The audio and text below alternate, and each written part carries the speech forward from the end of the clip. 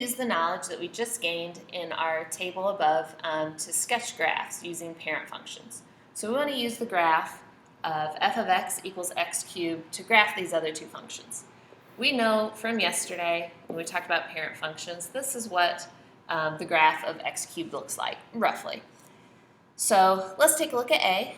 In h of x, we have x cubed, which is our parent function, but we've got this plus 5.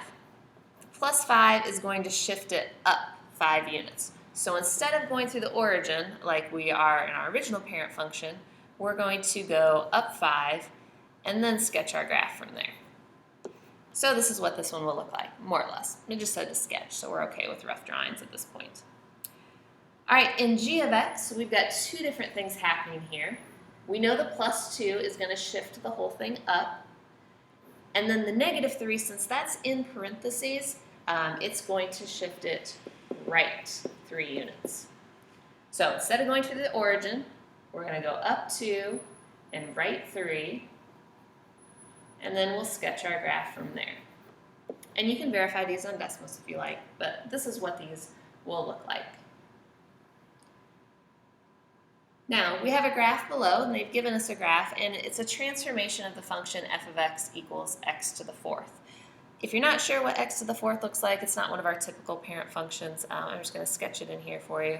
It does look like a parabola with a slightly flatter bottom to it. And you can check on Desmos if you don't believe me, but this is f of x equals x to the 4th. So we want to write the function of this red one. I'm going to call this red function g of x. So we know that it's going to be something to the 4th power, some sort of transformation. The first thing that I notice is it's been reflected. Okay, it's flipped over the x-axis, and the way we get that is by having a negative on the outside. So we know that g of x is going to be negative something.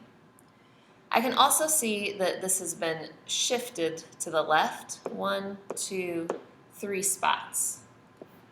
So left and right shifts happen inside the parentheses, and remember it's opposite of what you would normally think. So if we're going left 3, that means it's going to be x plus 3. So the function, this red function here, is g of x equals negative quantity x plus 3 to the 4th power. The third one asks us to compare the graph of each of the functions, g of x and h of x, with the parent graph of f of x equals the square root of x minus 1. You can go to Desmos and graph this, but f of x equals the square root of x minus 1 looks something like this. So we want to see what's going to happen. How does this change? Well, starting with g of x, notice we have this negative on the outside, and that's going to cause a reflection over the x-axis. So g of x will look something like this. H of x, you'll notice, has the negative on the inside of the square root, and that's kind of like being on the inside of parentheses. So this is going to be a reflection over the y-axis.